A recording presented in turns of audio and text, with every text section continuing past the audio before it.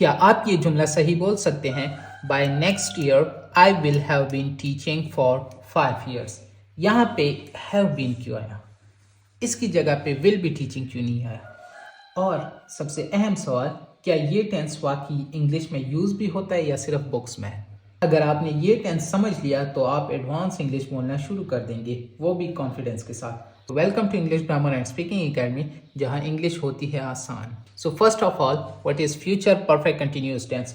Future perfect continuous tense shows an action that will be continuing up to a specific time in the future। मतलब future perfect continuous tense उस action को जाहिर करता है जो future में किसी स्पेसिफिक टाइम तक कंटिन्यूसली जारी रहेगा। आसान अल्फाज में हम कह सकते हैं कि फ्यूचर में एक वक्त तक कोई काम चलता रहेगा। Structure of future perfect continuous tense. In Urdu the sentences will end with रहा होगा, रही होगी, रहे होंगे वगैरह वगैरह।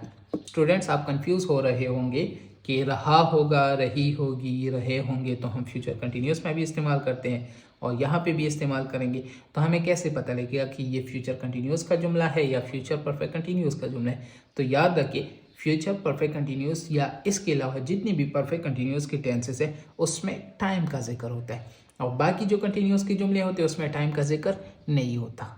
Structure of positive sentences. Positive sentences का स्ट्रक्चर होगा subject plus will have been plus verb first form plus ing।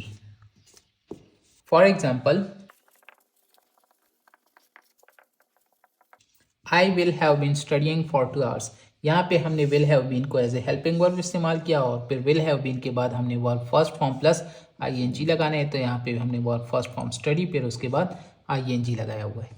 Structure of negative sentences.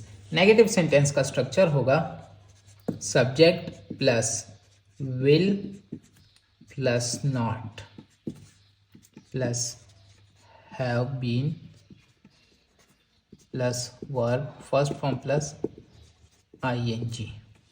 For example, I will not have been studying since morning. यहाँ पे हमने helping verb के बीच में not का इस्तेमाल किया है। क्यों? क्योंकि ये नेगेटिव सेंटेंस था और नेगेटिव सेंटेंस में हमने नॉट का इस्तेमाल करना है, लेकिन ये बात याद रखिए कि नॉट को हमने विल के डायरेक्ट बाद लगाना है।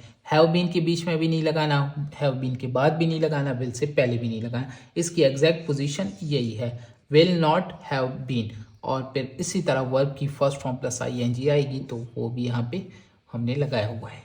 Structure of interrogative sentences. Interrogative sentences का स्ट्रक्चर होगा will plus subject plus have been plus verb first form plus ing और एंड पे क्वेश्चन मार्क। फॉर एग्जाम्पल,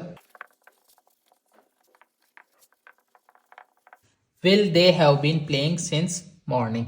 यहाँ पे हमने विल को स्टार्ट में लिखा है क्योंकि ये इंट्रोगेटिव सेंटेंस है।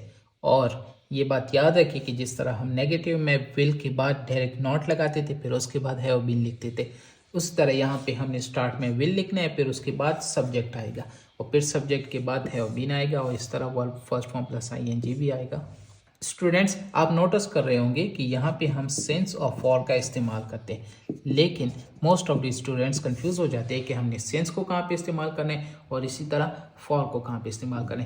तो याद रखिए कि जब भी हमारे पास किसी एग्जैक्ट टाइम की बात हो तो हम सेंस इस्तेमाल करेंगे। फॉर एग्जाम्पल, सिंस मॉर्निंग, तो मॉर्निंग हमारे पास एग्जैक्ट टाइम है। या इस तरह सिंस 8 PM, तो 8 PM हमारे पास कोई एग्जैक्ट टाइम है। इस तरह फॉर को हम पीरियड ऑफ टाइम के लिए इस्तेमाल करते हैं। For example, for 2 days। अब ये 2 days हमारे पास एक पीरियड है। या इस तरह फॉर 15 minutes, तो ये 15 minutes भी हमारे पास पीरियड ऑफ टाइम है। Okay students, that was all about future perfect continuous tense और इसके साथ साथ हमारे टेंसेस का कोर्स भी ख़त्म हो गया। कंप्लीट प्लेलिस्ट आपको डिस्क्रिप्शन में मिल जाएगा। अल्लाह हाफिज़।